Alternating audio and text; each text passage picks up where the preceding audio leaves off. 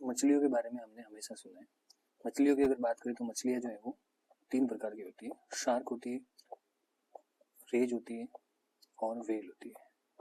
हम इन 3 को मछली के नाम से जानते हैं कि शार्क फिश है, रेज फिश है और व्हेल फिश है। बट सबसे बड़ी इंपॉर्टेंट बात हमें ये जान के इस बात की हैरानी होगी कि व्हेल फिश जो है, जिसको हम सिर्फ फिश के नाम से जानते हैं, वो एक्चुअल में फिश नहीं है, वो एक मैमल है।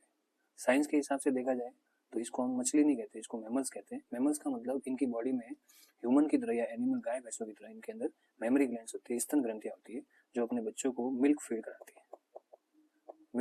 कराती है। इसका मतलब ये हुआ कि इनके अंदर जो है बिल्कुल ह्यूमन की तरह और कैटल्स की तरह, गाय भैंस की तरह जो है वो मेमोरी ग्लैंड्स पाई जाती है, स्तन ग्रंथियां होती है और वो अपने बच्चों को दूध पिलाती है। अब व्हेल मछली के दूध की सबसे बड़ी जो खासियत है वो ये है कि इनके दूध में 50% फैट पाई जाती है, 35 से 50% फैट पाई जाती है। जनरली अगर हम गाय भैंस की बात करें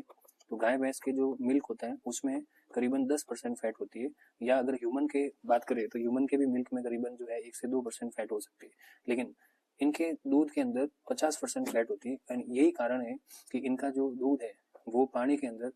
जो है घुलता नहीं है, क्योंकि व्हेल मछली पानी में होती है और व्हेल मछली जब अपने बच्चों को दूध पिलाती है तो बिल्कुल इस टाइप से दूध नहीं पिलाती जैसे ह्यूमन या कैटल्स में होता है कि उनका जो बच्चा है वो उनके निपल को टच करे या उनको निपल को टच करके जो है सकिंग करे। इनके अंदर व्हेल मछली में मिल्क का इंजेक्शन एक अलग टाइप से होता है। ये एकदम से स्प्रे करती है, जैसे मान लो ये उसकी बॉडी है तो बॉडी के अंदर से ये मछली अपने निपल से दूध को एकदम स्प्रे करती है और इनका दूध जो है फैट की वजह से इतना गाढ़ा होता है कि वो पानी के अंदर जो है डेंसिटी ज़्यादा होने की वजह से पिघलता नहीं है या पानी में डिजोल्व नहीं होता, वो एकदम सॉलिड सेमी सॉलिड स्टेज में होता है। और इस तरह से व्हेल मछली जो है वो इस दूध को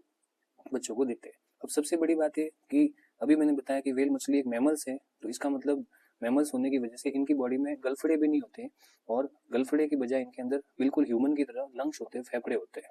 यानी पानी में रहने वाले जीवों में श्वास लेने के लिए गिल्स होते हैं, गलफड़े होते हैं, but actually they do not have gills because